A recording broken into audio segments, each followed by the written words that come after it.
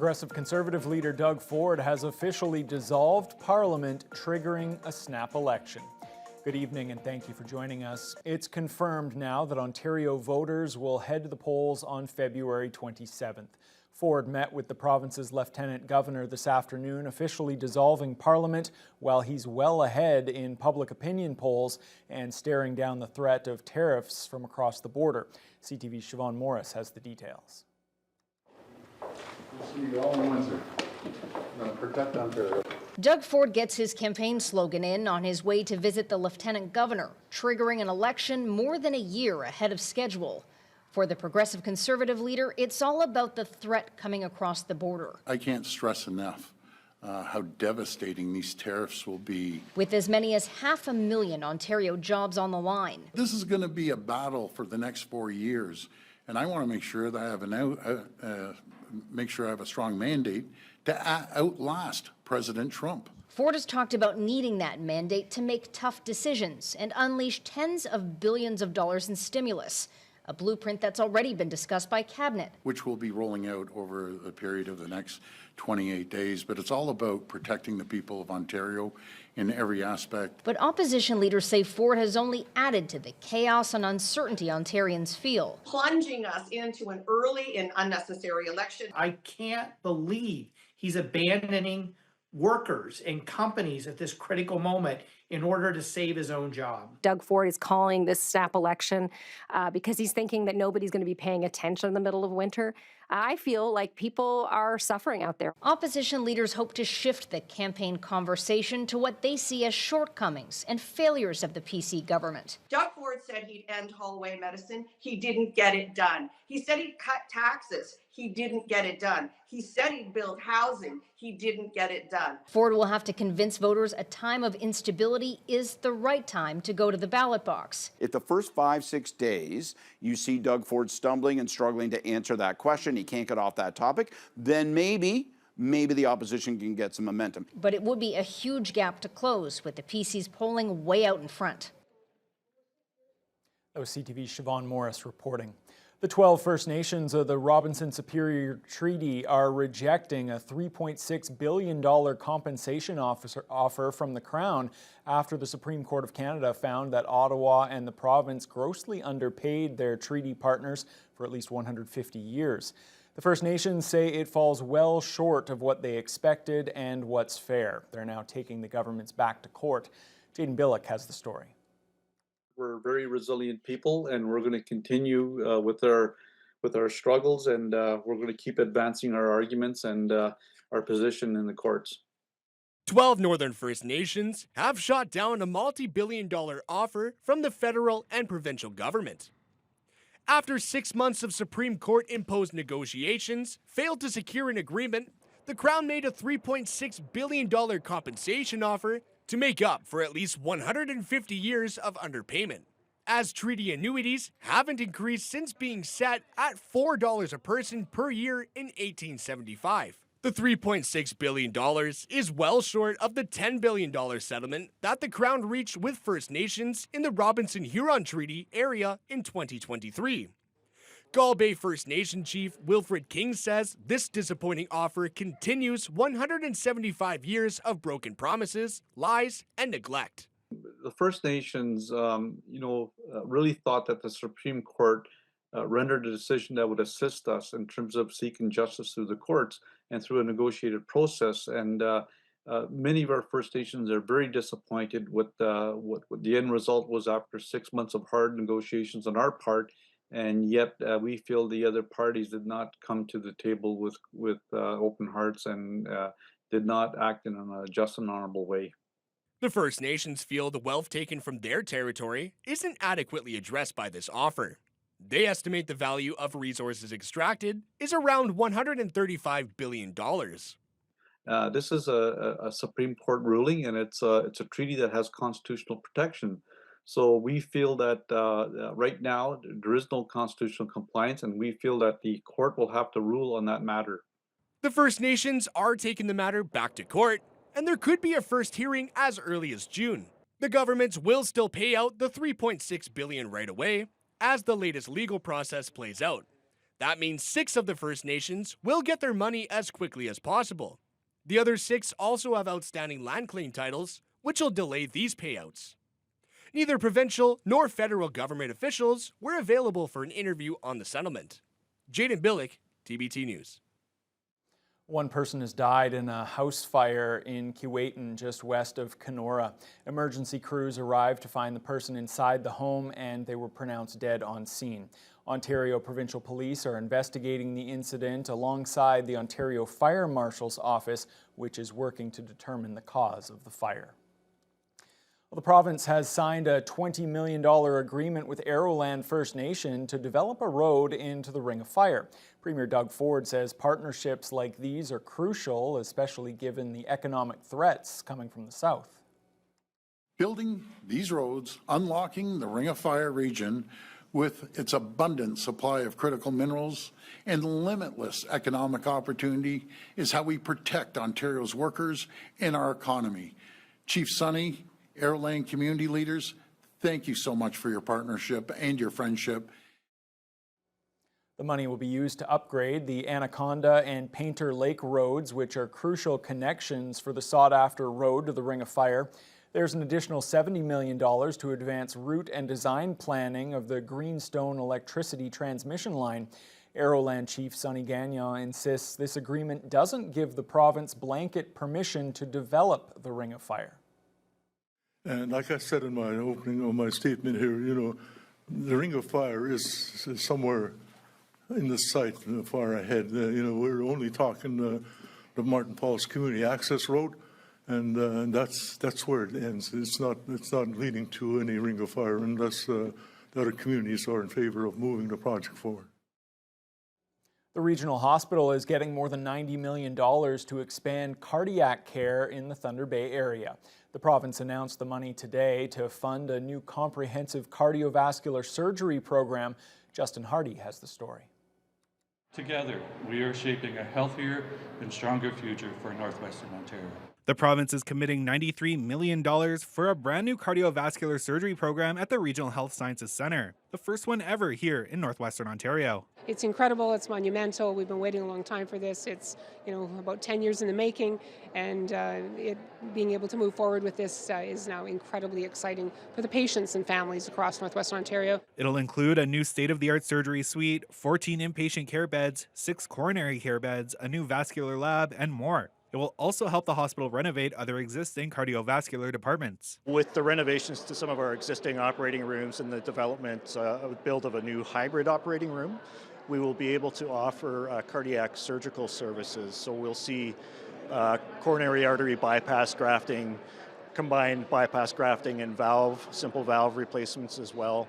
The new space will also allow the hospital to eventually perform other vital services as well, meaning hundreds of patients will be able to get treatment here without traveling to Toronto. The hope is that Thunder Bay Regional Health Sciences Centre will be able to provide all essential services right here at home in Northwestern Ontario. We essentially have the full spectrum of services here in Northwestern Ontario, with the exception of cardiovascular services. So this is really that missing piece of the puzzle in order to provide that comprehensive care as a hub in Northwestern Ontario, so patients and families don't have to travel outside of our region to receive essential care services. Construction is scheduled to start early this year and is expected to wrap up in late 2027. Justin Hardy, TBT News. Over to City Hall now, where another provincial funding announcement was made just before the provincial parliament was dissolved. This one was about housing. $8.6 million has been earmarked for infrastructure to support housing development here in Thunder Bay. This funding will improve roads and trails along the Central Avenue corridor to connect future builds to amenities and services. With 100 acres of land, the city anticipates that 1,200 homes can be built there. That will help Thunder Bay hit its target of 2,200 new homes by 2031. Here's City Engineering Manager Aaron Ward. This will allow the Central Avenue corridor lands to come online with full urban servicing. That includes both the underground water, sanitary sewer, and storm sewer systems, as well as upgrades to the existing road being Central Avenue and the construction of new roads. Following the Housing Accelerator Fund program that the city's implemented through the last year, we're looking to support all forms of development, from affordable homes all the way up to multi-unit rentals and so on as well, whether it be ownership and rentals. The infrastructure project is expected to be finished by 2028.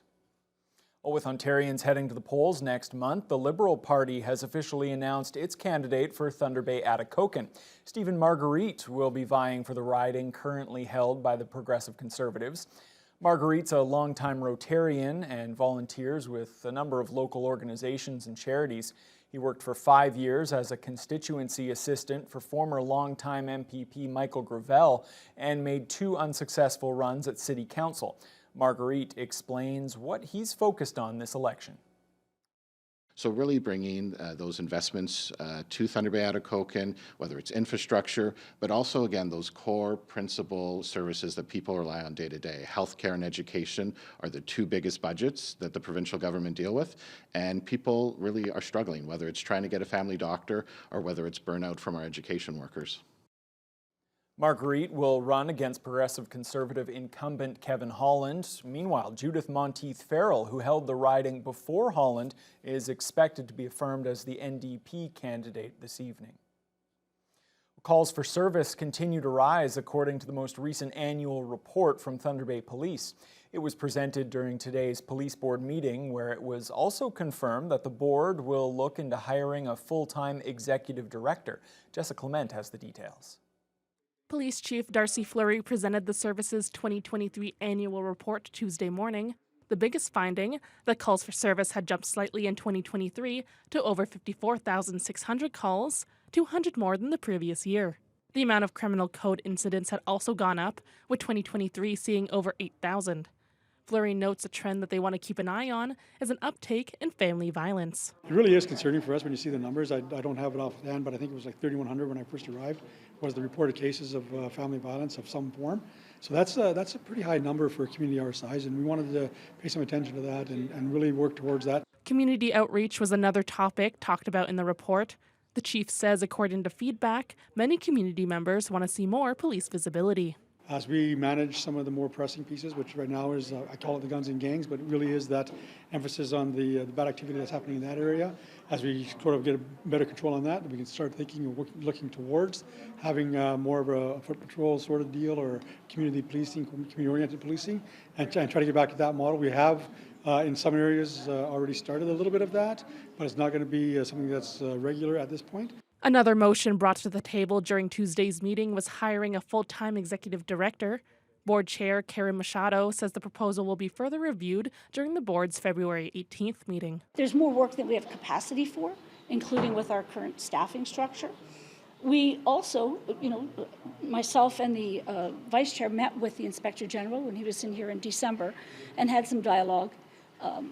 They recognize we are the second busiest board in the province of Ontario, behind Toronto. We have a lot of work to do that we just don't have the capacity to. Machado and Denise Baxter have also been reappointed as chair and vice chair and will hold these roles until the end of the year. Jessica Clement, TBT News. Thunder Bay Police have charged a 30-year-old repeat offender with impaired and dangerous driving as well as identity fraud after he was pulled over yesterday afternoon. An officer spotted the vehicle traveling more than 70 kilometers an hour in a 40 zone and then nearly 90 kilometers in a 50.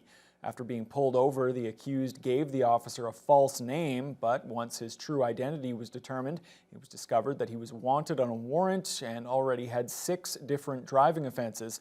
The accused remains in custody. His vehicle has been impounded for 45 days and his license has been suspended for 90 days. The District Health Unit is warning families that their children may be suspended from school if their vaccines aren't up to date. Students could be suspended for up to 20 days. Families will be made well aware ahead of the deadline to avoid having kids lose class time.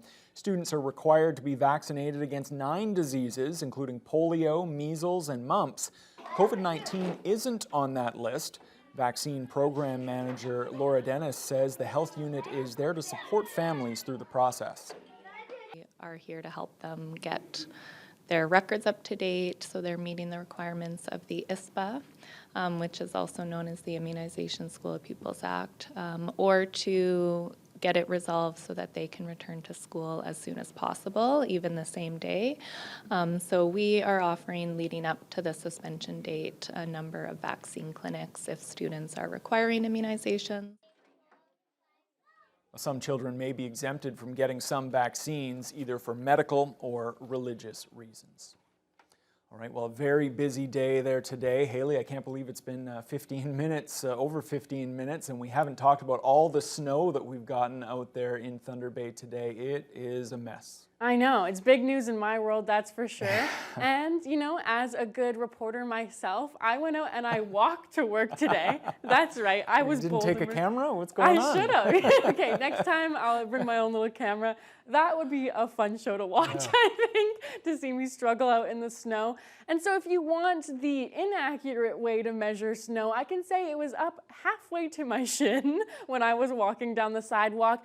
Now, Environment Canada, they were predicting 10 to 15 centimeters. Some of our colleagues did go out and measure the snow, and they said they saw over 20 centimeters. So depending on where you are on the city, you could have gotten a heavier dumping of snow, that's for sure. We saw snow from 7 a.m. all the way into 4 p.m. this afternoon, so for most of our day. And there was times of low visibility. That's why there was special weather statements released in many places, because between 9 a.m. and 11 a.m., that's when we saw our heaviest dumping of snow. Now, luckily, we did get to a nice high for the day, a high of -4, feeling like -11 with the wind chill. So that's why I was able to walk. Although the snow was deep, it was nice out, and luckily the snow wasn't too heavy. It wasn't a very wet snow, it was almost granular at times, so you can move through it easily, but it is a little slippery as well, and that's why there's been some accidents and stuff throughout the city today. So if you did go out, I hope you were as careful as possible. Now, when we look at what was moving through, it did move through extraordinarily quickly. Now, I know this time map does move fast, but that is kind of an accurate depiction of what happened today. It's moved in, dumped a lot of snow very quickly, and now it's on its way out. Sault Ste. Marie will still be one of the areas in our regional map that will still be seeing snow for the next little while. And there still is a chance of some flurries throughout the night tonight. Now, areas to the north, I don't know if you remember Fiona's temperature map yesterday, but this is very indicative of what she had showed for predictions. Areas in the north have colder temperatures, and then you see a stark contrast in some areas, and these areas are places that really saw winds from those Alberta clippers. So although the temperatures show much nicer in areas like Kenora and Fort Frances, they did see very high winds from the west-northwest today. Now, Fort Frances actually did get to +2 as their high today, but their winds were up to 61 kilometers an hour. They're just at overcast skies right now. A lot of areas just have a percentage chance of some flurries continuing on. I know here in Thunder Bay, we're looking at about an 80% chance over the next few hours. Areas like Dryden and Uppsala, they were kind of luckier, even Atikokan, because they saw the warmer temperatures, as we see Atikokan still at -5. But they didn't see as heavy winds as areas like Kenora and Fort Frances. So wind chills did still play a factor, but not to the same degree. We see wind chills making it feel about 5 degrees colder than it's showing on most areas in the map here. Now, areas like Wawa, they saw winds actually from the southeast instead of the west-northwest. And so they were gusty at times, but only moderately so in the 30-kilometer-an-hour range. They're at -12 right now. And like I said, Sault Ste. Marie is still expected to see some more snow and blowing snow. They still have a special weather statement for a lack of visibility tonight as well. Speaking of tonight, let's take a look at Thunder Bay. Like I mentioned, around an 80% chance. So when it's that high, there is a good chance of still seeing some flurries popping in throughout the evening. But it should end overnight and have a mainly cloudy sky. Luckily, our winds will be moderate, 40 kilometers an hour at the most, but decreasing as the night goes on. And our low will be -14 with a wind chill of -22, which really isn't too bad for this time of year, Ryan. And I know what you're thinking. How many more times am I gonna have to shovel my driveway this week? Yeah, that is. And I'll tell you a little later, but I don't want to spoil it. Please just spoil it for me. Tell me that I'm not going to have to shovel it again. I'm not going to take you out of your misery yet. After tonight. At least that snow wasn't particularly heavy today. At least the stuff that I had to Always shovel positives. a little bit earlier. You go, Ryan. I'm turning over a new leaf. You're I'm killing trying it. to stay positive Good job. about the weather difficult though it may be. Thanks a lot, Haley. No problem. All right, after the break, we will turn our attention to the findings of a report that we've been waiting on for quite some time. That is the report on foreign interference in Canadian elections. Now, good news, the report did find that there are no traitors in Parliament, so that's good, but that doesn't mean that there were no issues. We'll have the full details right after the break. The evidence does not show any MPs plotting with foreign states against Canada's interests.